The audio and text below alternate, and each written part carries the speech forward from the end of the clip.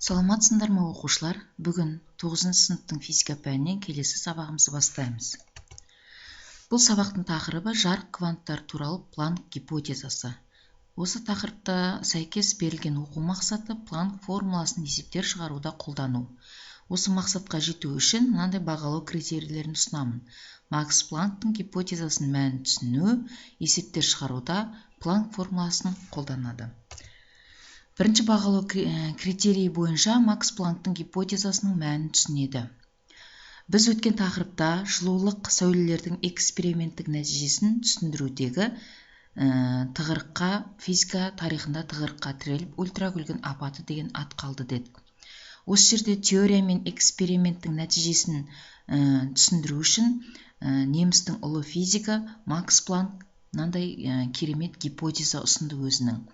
Яғни Макс Планк 1900 жылы сәулелік энергия үздіксіз шығады деген классикалық физика түсінігіне қайшы келетін гипотеза ұсынды.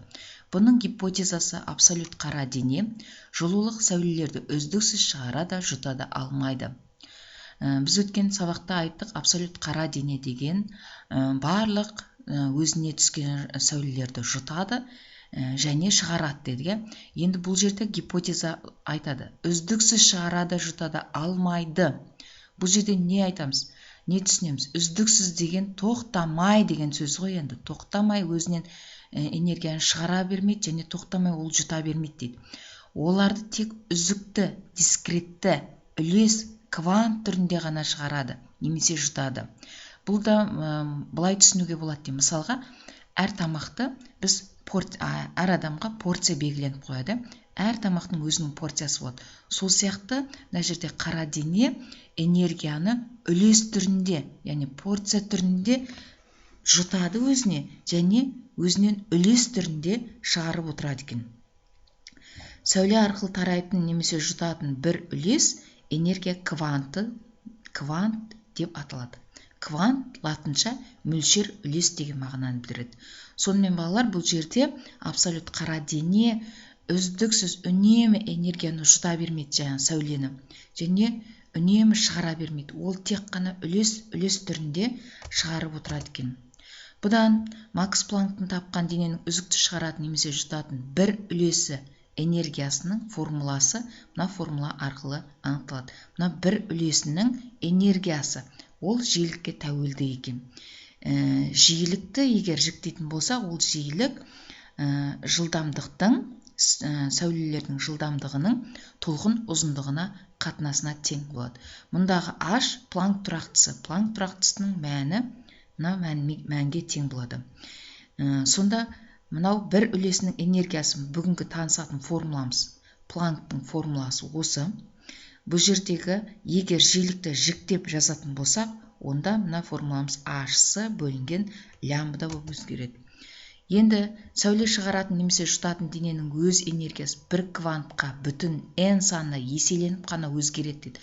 Бұл жерде не түсінуге болады? Мына бір үлестің энергиясы егер бірнеше үлес болатын болса, оны бір үлестің энергиясына көбейтеміз. Сонда n h не болады?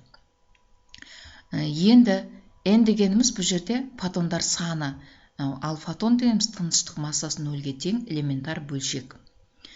Бұл жерде бізде Макс Планктың формуласы бүгінгі тақырыпта бір үлесінің формуласы, мынаны былай түсінуге болады. Бірнеше үлестің формуласы деп түсінуге болады. Енді келесі бағалау критерий бойынша есептер шығаруда Планк формуласын қолданады. Бірінші есеп вакуумда толқын ұзындығы берілген, осының энергиясы неге тең дейді. Бұл жерде дескриптор бірінші өлшем бірлікті ХБЖ жүйесіне келтіру.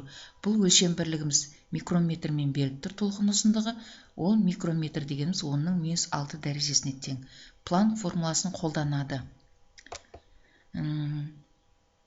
Планк формуласын қолданады. Бұл жерде Планк формуласы энергиясы бұл Планк тұрақтысымен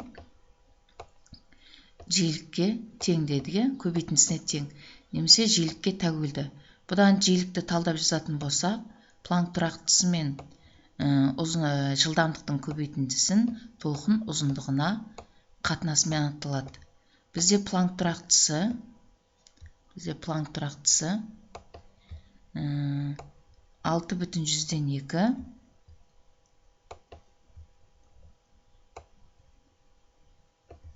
6,2 еді.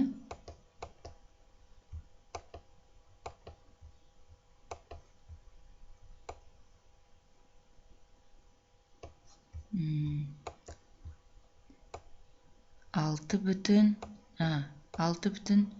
62 көбейту 10-ның -34 дәрежесі еді. Джоуль көбейтілген секунд. Көбейтеміз вакуумдегі жарық жылдамдығы немесе электромагнит толқынның жылдамдығы 3 көбейту 10-ның 8 дәрежесіне тең. Оны толқын ұзындығына бөлеміз. 0,172 көбейтеміз 10-ның -6 дәрежесіне тең. 6,62 мен 3-ті көбейткенде 19,86 болады. Көбейтемін 10-ның -34 дәрежесі плюс 8 дәрежесі алынып, минус таңбасымен -26 дәрежесі болады. -26 дәреже. Бөлімінде 0,172 көбейту 10-ның -6 дәрежесі. Екеуін бөлеміз.